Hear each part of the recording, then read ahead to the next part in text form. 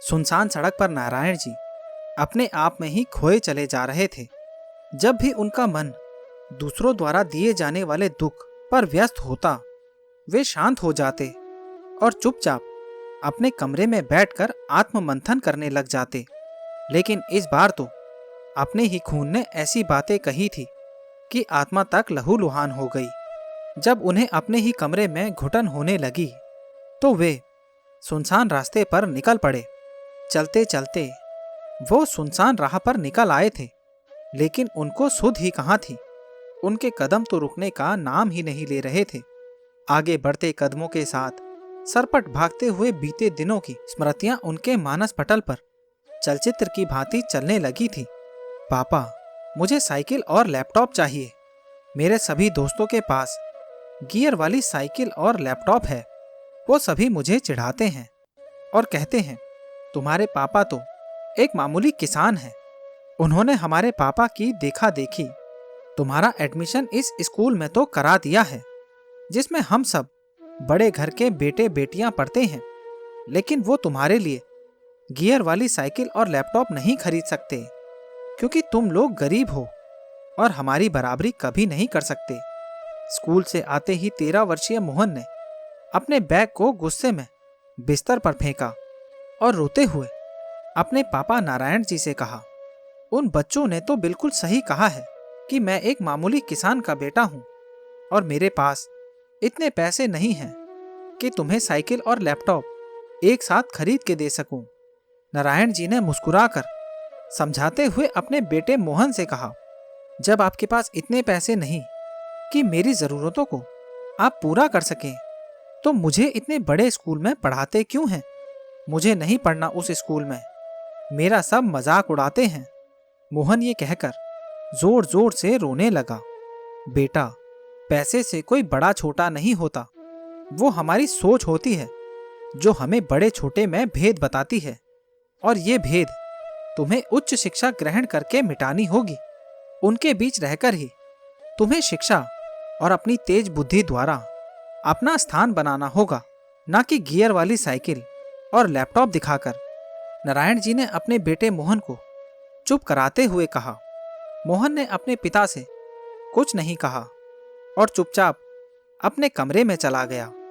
नारायण जी को लगा कि उनका बेटा मोहन समझदार लड़का है, वो उनकी बात समझ गया है। लेकिन उस दिन के बाद से मोहन तो अपने पिता से बात भी नहीं करता था। उसके पिता कुछ भी पूछते तो हाँ हूं मैं जवाब देता और बहाने से निकल लेता। जिस पिता की इकलौती संतान उससे बात ना करे, और वो भी ऐसा पिता जो पिता होने के साथ साथ माँ का फर्ज भी आज तक निभाता आ रहा है, क्योंकि मोहन की माँ तो उसे जन्म देने के साथ ही स्वर्ग सिधार गई थी। गांव वालों ने उसे दूसरी शादी के लिए बहुत समझाया, परंतु एक पिता ने अपने बेटे की जिंदगी में सौतेली माँ और उनके बच्चों द्वारा होने वाली तकलीफों को सोचकर अपनी खुशियों की कुर्बानी ये सोच कर दे दी कि उनका बेटा ही उनकी सारी खुशी है।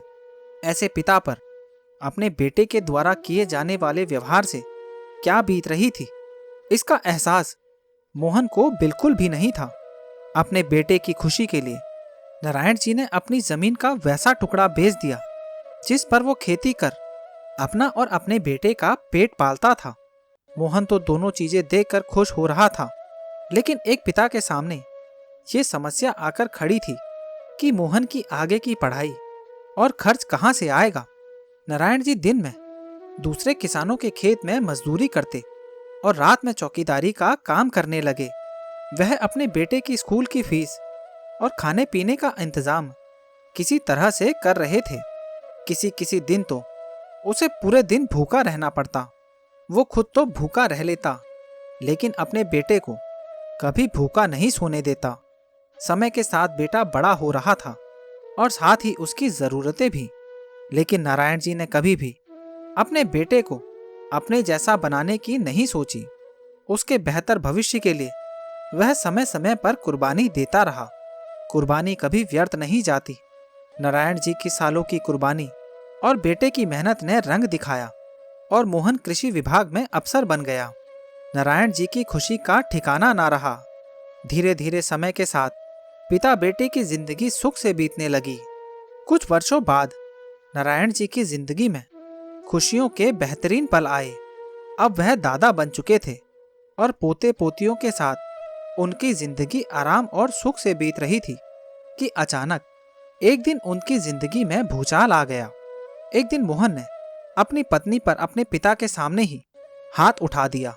ऐसा नहीं था कि उसने अपनी पत्नी पर पहली बार हाथ उठाया था, वह ऐसा अक्सर करता था, लेकिन बंद दरवाजे के अंदर नारायण जी ज्यादातर अपने कमरे में ही रहते थे। यही कारण था कि अपनी बहू पर होते अत्याचार की उनको भनक तक नहीं थी। आज जब पहली बार उनके सामने ये घटना घटी तो वह अपने आप को रोक नहीं पाए और बेटे पर हाथ उठा दिया। मोहन ने पत्नी और बच्चों के सामने अपना ये अपमान समझा और पिता से झगड़ने लगा। बातों ही बातों में उसने गुस्से में अपने पिता से कहा कि वह आज जिस मुकाम पर खड़ा है सिर्फ और सिर्फ अपनी मेहनत की बदौलत ही है। नारायण जी को अपने बेटे की उस बात का बहुत धक्का लगा जब उसने गुस्से में कहा कि आपने मुझे महंगे और बड़े स्कूल में इसलिए पढ़ाया था ताकि आपका बुढ़ापा मेरे पैसों पर ऐशो आराम से बीत सके। आपने जितने भी कष्ट सहे उससे कई गुना आनंद और सुख आप मेरे पैसों पर पा रहे हैं। नारायण जी की बूढ़ी टांगे कब तक उनका साथ देती। वह धीमी होकर एक जगह खड़ी हो गई। अब बीती स्मृतियां मानस पटल से हट चुकी थी और सामने ऐसी राह थी जिस पर चलना नारायण जी के लिए मुश्किल लग रहा था। बेटे द्वारा कही बातों की चुभन दिल को इतनी लगी थी कि वो याद आते ही आंखों से गंगा जमुना बहने लगी। तेज धूप ऐसी थी कि अच्छे खासे इंसान को बेचैन कर दे। सूरज से निकली किरणों का प्रचंड ताप था और इस ताप में नारायण जी को सड़क पर ही गिरा दिया होता अगर उन्हें पीछे से किसी ने पकड़ा ना होता। नारायण जी की जब आंखें खुली तो वो अपने बिस्तर पर थे। सामने बहू और बेटे मोहन का दोस्त लक्ष्मण खड़ा था। बहू से मालूम चला कि लक्ष्मण भैया अपनी कार से उस सड़क से गुजर रहे थे। तभी उनकी नजर नारायण जी पर पड़ी थी। वे गिरने ही वाले थे कि लक्ष्मण भैया ने उन्हें पकड़ लिया और घर ले आए। डॉक्टर ने कहा नारायण जी का बीपी लो हो गया था जिसके कारण उन्हें कमजोरी का एहसास हो रहा होगा। उनके द्वारा दी गई दवा और समय से खान पान लेने से वो 2-3 दिनों में ठीक हो जाएंगे। शरीर का कष्ट तो डॉक्टर द्वारा दी गई दवा ठीक कर सकती है, लेकिन आत्मा के दर्द को वो दवा ठीक नहीं कर पाती। नारायण जी अब पहले की तरह हंसना बोलना भूल चुके थे। अब वह गांव में रहकर अनाथ बच्चों को पढ़ाते लिखाते हैं, जिसमें उनकी मदद उनकी बहू करती है। अब उनकी बहू भी सरकारी नौकरी पर है और वो भी आत्मनिर्भर हो चुकी है। गुप्त दान के नाम पर वह अपनी सारी तनख्वाह गांव में रह रहे अपने ससुर को भेज देती है, जिसकी जानकारी किसी को नहीं है। बच्चों के कारण वो अपने पति को नहीं छोड़ पाई, लेकिन उसके पति के साथ उसका रिश्ता ठीक नहीं है। मोहन के गुस्से को बचपन से झेलते आ रहे बच्चे कब तक उसका साथ देते। मोहन ने कभी भी अपने बच्चों और पत्नी का साथ नहीं दिया था। बच्चों की जरूरतों के लिए पैसे लाकर पत्नी और बच्चों को दे देता और इसकी भी धौंस सब पर जमाता रहता। बच्चे बड़े हो रहे थे और साथ ही साथ अपने पिता के लिए उनका गुस्सा भी बढ़ रहा था। कहते हैं इतिहास दोहराया जाता है। जो व्यवहार मोहन ने अपने पिता के साथ किया, उसके बच्चे भी अब वही सब कर रहे थे। मोहन को अपनी गलती का एहसास हो चुका था। वो एक पल की देरी किए बिना ही अपने गांव की तरफ निकल गया। उसके पिता गांव में अपने घर के बाहर द्वार पर ही कुर्सी डाले बैठे हुए थे। उनके पास ही गांव के और लोग भी बैठकर बातें कर रहे थे। जाते ही सबके सामने मोहन ने अपने पिता के पैर पकड़ लिए। वो लगातार अपने किए गुनाहों की माफी मांग रहा था। नारायण जी ने अपने बेटे को उठाकर अपने सीने से लगा लिया। बेटे को सीने से लगाते ही सालों से छलनी हुए दिल को सुकून मिल गया था। दोनों की जिंदगी में एक दिन ऐसा भी आया था और उस दिन में आया वो पल जिसमें ना तो पिता ही अपने बेटे को सीने से अलग कर रहा था और ना ही बेटा अपने पिता के सीने से अलग होना चाहता था। जिंदगी में आए उस दिन के उस अनमोल पल को नारायण जी के पोतों ने अपने अपने मोबाइल के कैमरों में कैद कर लिया। मोहन ने अपनी पत्नी और बच्चों से अपने द्वारा किए गए आज तक के व्यवहार के लिए माफी मांगी। जब एक पिता ने अपने बेटे को माफ कर दिया था तो पत्नी और बच्चों ने भी अपने पिता और पति को माफ करने में देरी नहीं की। नारायण जी का पूरा परिवार आज एक ही छत के नीचे गांव वालों और अनाथ बच्चों के संग खुशियां मना रहा है। जिंदगी में आए एक दिन के बाद वो अनमोल पल इस बात की गवाही दे रहे हैं कि हमारा किया गया कोई भी कार्य हम तक वैसे ही आता है जैसा हमने दूसरों के साथ किया होता है। जरूरी बात तो ये है कि हम अपने परिवार के साथ मिलकर हर पल को खूबसूरत और यादगार बनाने की कोशिश करें ताकि हम सबकी जिंदगी में खुशियों का दीप जल उठे।